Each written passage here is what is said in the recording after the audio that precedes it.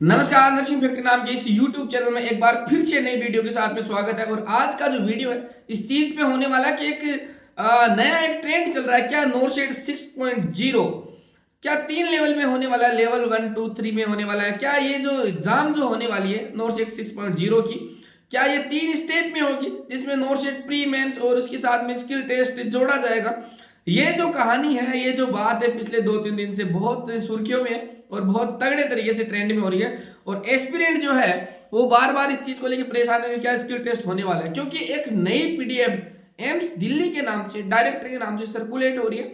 और उसमें जो मेन जो चीज है वो उस चीज के बारे में डिस्कस हो रहा है कि स्किल टेस्ट नोरशेड में होगा या नहीं होगा। इस चीज के बारे में डिटेल से इस वीडियो में जानेंगे। और इससे पहले इस बात के बारे में बात करेंगे कि अब तक जो नोरशेड है वो दो शिफ्टों में होने का, 2 स्टेप में हो रहा था नोरशेड प्री और मेंस, जो पिछली बार इंप्लीमेंट किया गया था। और अब जो है नए हर बार नया कुछ न कुछ नया डाल देता है एम्स दिल्ली। सिर्फ उसको एक पीडीएफ डालनी होती है और आपकी रातों की नींद और दिन का चैन जो है वो छिन जाता है उस छोटी सी पीडीएफ की बदौलत। बट आज का जो वीडियो है इसमें यही बात करेंगे कि स्किल टेस्ट क्या सच में जोड़ने जा रहा है या नहीं जुड़ना जा रहा है, और क्या इसके क्या मायने हैं, क्या आपकी प्रिपरेशन पे कोई इंपैक्ट पड़ने वाला है या नहीं पड़ने वाला है, और स्किल टेस्ट अगर होगा तो किस तरीके से होगा या क्या क्या चीजें उसमें ऐड हो सकती है। तो एक जो पीडीएफ जो वायरल हो रही है उस पीडीएफ में के 2 मायने यहाँ पे देखने को मिलेंगे आपको। और 2 मायने ये है कि देखिए, पहली बात तो ये कि अगर इंटरनली अगर मैं आपको बताऊंगा, आंतरिक तरीके से मैं अगर आपको एक चीज बताऊं, तो एम्स जो एडमिनिस्ट्रेशन है, हालांकि मुझे ये बात बोलनी चाहिए नहीं, पर एडमिनिस्ट्रेशन का जो रुख है वो नर्सिंग ऑफिसर्स के लिए इतना अच्छा रहा है नहीं। हालांकि इस पीडीएफ में ये बोला जा रहा है कि एम्स दिल्ली ये बोल रही है कि हमें जो नर्सिंग ऑफिसर चाहिए या जो हमें जो नर्सिंग स्टूडेंट चाहिए वो इस तरीके के नर्सिंग ऑफिसर बन के निकले जब उनकी फाइनल प्रिपरेशन पूरी हो जाए, उनका बीएससी नर्सिंग का जो कोर्स है वो कंप्लीट हो जाए। तो हमें ऐसे नर्सिंग ऑफिसर चाहिए जिनका जो लेवल जो है, उनका जो स्टैंडर्ड है वो इंटरनेशनल नर्स के लेवल से मैच करे। आपने देखा होगा कि हम ऐसे नर्सिंग ऑफिसर्स या नर्सिंग के जो स्टूडेंट है उनको इस तरीके से रेडी करना चाहते हैं कि आने वाले टाइम में वो इंटरनेशनल नर्सेज के स्टैंडर्ड को मैच करें। उनका मेन मोटिव है और उस मेन मोटिव को अचीव करने के लिए 2 तरीके से चीजें करेंगे। जैसा आपने उसमें देखा होगा कि झज्जर एम्स जो है वहां पे एक नई लैब, वो सिमुलेशन वाली लैब तैयार कर रहे हैं। इन चीजों का मैं बताऊंगा। तो 2 चीजें वो कर रहे हैं। वो लोग ऐसे बोले कि एम्स में जितने स्टूडेंट जो है, जितने बच्चे जो है जो बीएससी नर्सिंग कर रहे हैं, एक तो उनके लिए है, और दूसरी चीज जो है वो ये है कि नोरशेड के थ्रू जो नर्सिंग ऑफिसर जो रिक्रूट होंगे उनके लिए। तो सबसे पहले हम बीएससी नर्सिंग वाले बच्चों की बात करेंगे। एम्स ये चाह रहा है कि एम्स के जितने इंस्टीट्यूट है, हालांकि एम्स ने ये बोला कि सबसे पहले हम अपने ऊपर ये लागू करेंगे, उसके बाद में हम मिनिस्ट्री को, मंत्रालय को भेजेंगे, वो देश की सारे जितने भी इंस्टीट्यूट है, चाहे वो प्राइवेट कॉलेज हो या गवर्नमेंट कॉलेज हो, सब जगह इंप्लीमेंट हो। तो नर्सिंग वाले स्टूडेंट के लिए कर रहा है कि नर्सिंग का जो कोर्स है उसके साथ में ही कॉलेजेस में ऐसी सिमुलेशन लैब तैयार कीजिए। हालांकि डॉक्यूमेंट्री तो सारी कॉलेजों में लैब होती है, पर एक्चुअल में वो लैब होती नहीं है। तो वो एक स्ट्रिक्ट एक्शन लेने की फिराक में है कि वो एक सिमुलेशन लैब तैयार की जाए जहां पे बच्चों को प्रैक्टिस जो सिनेरियो बेस्ड सवाल जो है या प्रैक्टिकल जो नॉलेज है उनका जो लेवल जो है वो उनका इंक्रीज किया जाए। इस चीज के ऊपर काम करें। तो सबसे पहले बीएससी नर्सिंग वाले जो बच्चे हैं, तो फाइनल ईयर वाले स्टूडेंट है, उनके साथ में वो चीजें करेंगे और उनको अलग अलग स्पेशलिटी जो है उनमें ट्रेंड करेंगे। जैसे न्यूनेटोलॉजी है या पीडियाट्रिक्स है या मेड सर्ज है, ऑप्शन गायनिक है, उन चीजों में वो ट्रेंड करना चाहते हैं। उसके लिए वो सिमुलेशन लैब तैयार करेंगे। ये बीएससी नर्सिंग वाले बच्चों के लिए, उनको कोई ज्यादा फर्क नहीं पड़ने वाला। उनका थोड़ा सा सिलेबस जो है वो थोड़ा सा और चीजें ऐड हो जाएंगी। तो ग्रेजुएशन वाले स्टूडेंट के लिए कोई दिक्कत नहीं है। अब बात करते हैं नोरशेड वालों के लिए। नोरशेड के लिए क्या होने वाला है?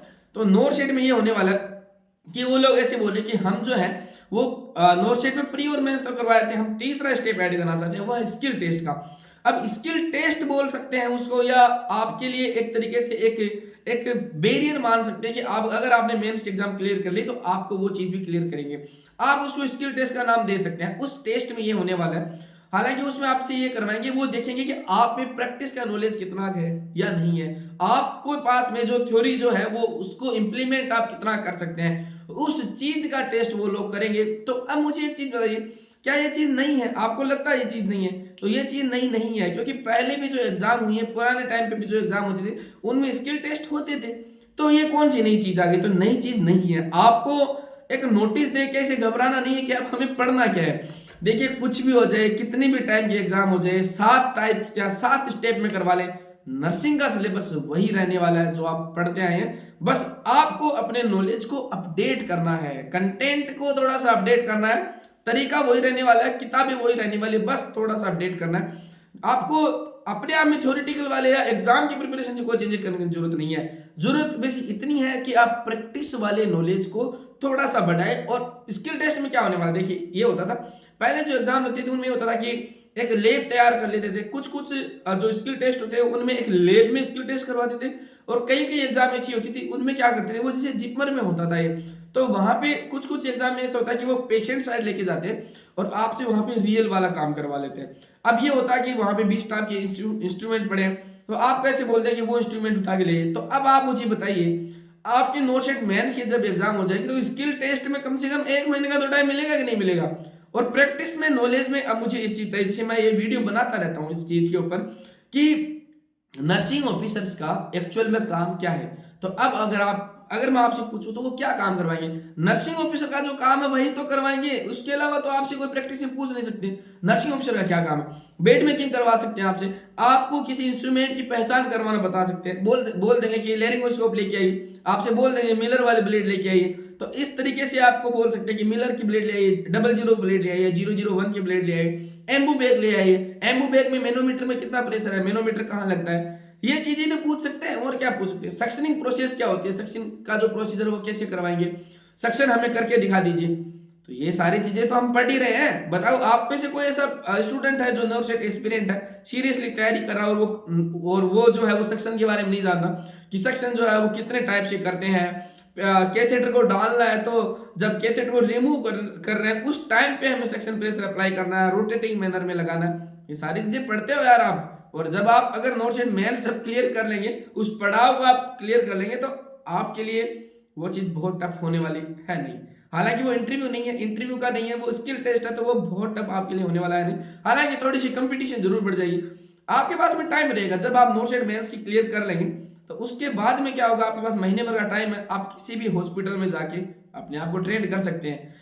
तो ये जो चीज है अभी पुख्ता भी नहीं है कि ये चीज होगी। उन लोगों ने एक प्रस्ताव रखा है कि क्या हम आने वाले टाइम में 6.0 में ये काम कर सकते हैं, ये लैब तैयार कर सकते हैं। तो एम्स दिल्ली में अगर ये चीजें होंगी, और उन्होंने अभी ये भी नहीं बोला कि सारी जगह करवाएंगे, एम्स दिल्ली ने इनिशिएटिव लिया, और एम्स दिल्ली का जो इंस्टीट्यूट है सिमुलेशन लैब वाला वो झज्जर में है, तो झज्जर वाली लैब में वो ये काम आपसे करवा सकते हैं। अगर ये स्किल टेस्ट ऐड हो भी जाता है तो मुझे बताइए आपको नुकसान क्या होगा, आपको कोई नुकसान नहीं होने वाला है। अब आप बोलोगे कि अगर एज ए स्टूडेंट अगर मैं देखूं, एज ए एस्पिरेंट में अगर देखूं, तो मेरे लिए नुकसान की चीज है वैसे तो ये इसलिए कि यार मैं पहले एक प्रोसेस में गुजर के मैं एग्जाम क्लियर कर रहा था जो मुझे मिल रही थी, फिर धीरे धीरे मेरे लिए दो स्टेप बढ़ा दी, अब 3 स्टेप बढ़ा दी। हालांकि ड्यूरेशन बढ़ गया है, थोड़ा सा हेक्टिक एग्जाम को बनाने की कोशिश कर रहे हैं, बट एग्जाम का लेवल चेंज नहीं होने वाला है। स्किल टेस्ट में वही चीजें पूछेंगे आपसे, ड्रेसिंग करवा लेंगे, ये करवा लेंगे, तो घबराने की जरूरत ही नहीं है यार। आपको तो अच्छा है, फायदा है कि जो बच्चा जो जेन्युइन होगा उसको जॉब मिलेगी।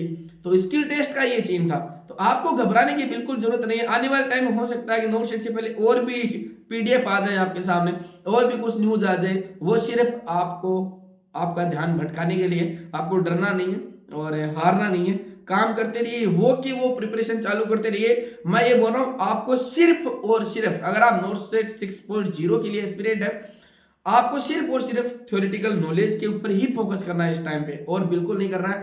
थ्योरी अगर आपकी हो जाएगी तो आप प्रैक्टिस में उसको इंप्लीमेंट करने में टाइम लगेगा नहीं, क्योंकि आपको सिर्फ बेसिक 20, 25, 30 टाइप के प्रोसीजर वो सीखने हैं। उनके आप थ्योरी पढ़िए, हॉस्पिटल जाइए, कैथेटराइजेशन के प्रोसेस नॉर्मल होते हैं, आप देख लेंगे उनको। आप सेंट्रल लाइन डलवा रहे हैं तो हॉस्पिटल में डेली सेंट्रल लाइन डलती है, आपने 2 प्रोसीजर देख लिए, आपको सारी चीजें समझ में आ जाएंगी। एनजी ट्यूब है, नेजोगैस्ट्रिक ट्यूब है, ओरोगैस्ट्रिक ट्यूब है, इंट्यूबेशन है, ये सारी चीजें अगर आपने एक बार देख ली, सर्फेक्टेंट कैसे देते हैं आपने एक बार देख लिया, आपका काम वहां पे हो जाएगा। आपसे करवाएंगे नहीं, सिर्फ आप एज ए नर्सिंग ऑफिसर आपको क्या काम करना है। अब सर्फेक्टेंट या आपको इंट्यूबेशन खुद को तो एम्स में करना होता नहीं, आप क्या करेंगे, आप असिस्ट करेंगे। तो आपको ये ध्यान होना चाहिए कि ईटी ट्यूब मैंने पढ़ी है कि कितने नंबर की ईटी ट्यूब है, तो वो मैं किसे ला के दूंगा, ओपन करके दूंगा कैसे, वही चीजें अल्टीमेटली पूछी जानी है। तो ये डरने वाली चीज नहीं है। वो आपने लंबा सारा अगर अंग्रेजी में अगर कोई चीज कह दी जाए तो बात में वजन बढ़ता है नहीं। तो बस वही है कि ऑफिस मेमोरेंडम आए, तो बस इसी चीज को बताने के लिए कि हम जो है ये देख रहे हैं कि नर्सिंग ऑफिसर जो आ रहे हैं वो थ्योरेटिकल नॉलेज को प्रैक्टिस में कितना इंप्लीमेंट कर सकते हैं। और मुझे पूरा भरोसा है आप सब लोगों के पास इतना स्किल जरूर है कि सक्शनिंग की अगर आपने थ्योरी पढ़ी है तो आप जरूर प्रैक्टिस उसकी कर सकते हैं। ये है, और ये अभी कंफर्मेटिव नहीं है, हो सकता है मेरी वीडियो में भी कोई भूल चूक हुई हो, मैं कुछ गड़बड़ बोल रहा होगा, बट मेरा सिर्फ इतना ही कहने का मकसद है कि अगर स्किल टेस्ट इंप्लीमेंट होता है आपको अभी उस टाइम पे फोकस करने की जरूरत नहीं है स्किल टेस्ट पे, आप सिर्फ और सिर्फ अपनी थ्योरेटिकल नॉलेज के ऊपर अभी फोकस कीजिए। नॉर्सेट मेंस के बाद में जब आपको बुला जाएगा स्किल टेस्ट के लिए, आपके पास में 1 महीने का लगभग तो इतना तो टाइम होगा ही होगा, 20 दिन का टाइम होगा, उस टाइम पे आप जाके और हॉस्पिटल ज्वाइन करके 15 दिन में अपने आप को आप साफ कर सकते हो, और इससे ज्यादा कुछ नहीं है। डरिए मत, पढ़ते रहिए, बढ़ते रहिए। जय हिंद, जय भारत।